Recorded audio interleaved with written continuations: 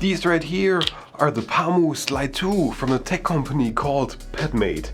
I've never heard of them before, I've never seen them before, but while using the Slide 2s I was asking myself why I actually haven't. Because so much I can say before diving in deep into the review. These produce a super well balanced sound that will hit most people's exact taste. What else they got in store will be discussed right after the intro. The Pamu Slide 2, as the name suggests, are the second iteration of Padmates Slide Earbuds, which have been funded on Indiegogo and set a record in most money earned in the headphones category. Now these Slide 2s that I hold in my hand are pre-production units, since they aren't released yet. You can, if you are interested, back them on Indiegogo for $79 right now. The final price hasn't been revealed yet, so these buds actually have everything you expect a bud to have in 2022. Let's begin with the exterior and then move inwards to the buds. The case itself is fancy. Yeah, fancy, I said it. It's a slide case, hence the name, which has a big and bold round shape in the middle of it that proudly shows the name of the buds. I find it great that it's just Pamu and not Pamu 2. This is more aesthetically pleasing to my eye especially. The case itself, which I got in white plastic, sports a USB-C charging port on the top and a status LED bar on the bottom, which is something also never seen before on a pair of earbuds except the Grail TWS 1, which had a very short version of that. I like it. This makes it very easy to see how much battery of the proclaimed 26 hours the case holds is actually left. Design wise, the white case harmonizes very well with the subtle black finishes. The combination of rounded edges everywhere is a great design choice. The case itself is quite big and reminds me of Sony's XM3 case when it comes to its width, which could be a negative for some, but in my 2 weeks of slugging the buds around, I haven't had any problems with it yet. The slide mechanism itself works very well, and the textured logo area gives enough grip to allow you to open it with one single finger. The only thing that bothered me a bit is the way you have to get the buds out of the case. For my fingers it's quite hard to reach in at the top side. It's tightly packed in there, even though the case is so big. 2 to 3 millimeters of room on the top side would have eliminated this in its entirety. You need to understand me there a bit, this is not really a problem, but more of an observation.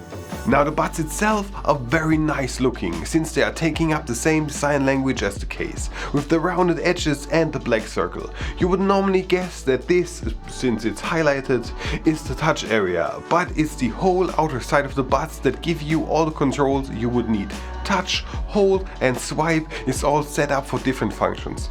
I forgot to say, the buds are very lightweight. They are coming in at 5.8 grams, which you won't feel while actually wearing them. As a test, I had them in for the whole duration of the battery charge, which is 6.5 hours, which is really good as well, and they still felt great. No aches, no pain, just a pure listening experience.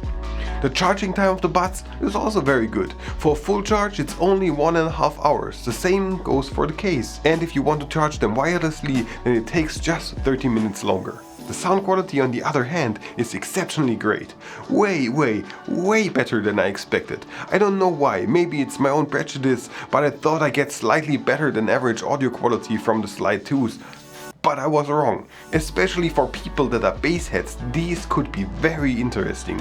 The bass itself is powerful but not overpowering. It's a wild mix of being clearly there, but still having some distance from the other instruments. It's a great mix, giving you enough room to experience your music to its fullest. There was no need for me to play with the different presets, since I liked what was served to me from the first time, sliding them into my ears. I also watched the last 4 episodes of Miss Marvel while wearing the buds, and it was a great experience feeling the sub bass but still being able to clearly hear the dialogue through all the rumbling and effects. Overall, the sound quality produced by the Pamu Slide 2s is, to me, the absolute highlight in these buds. I listened to electronic, metal as well as pop music, and it all sounded right. And above all, very much alive. If this is the thing you are looking for in earbuds, then these should go on your list immediately. If the price is staying somewhere around $100. Great job so far, Padmates. Speaking of great, the hybrid ANC provided in the Slide 2s, well, it took me for a surprise. I experienced nothing. and got middle of the pack noise reduction. It drowns out most of the low rumblings, car noises, trains, as well as everything in between. As always, the mid-tier ANC buds cannot silence human voices, so don't expect these buds to do anything incredible in this regard.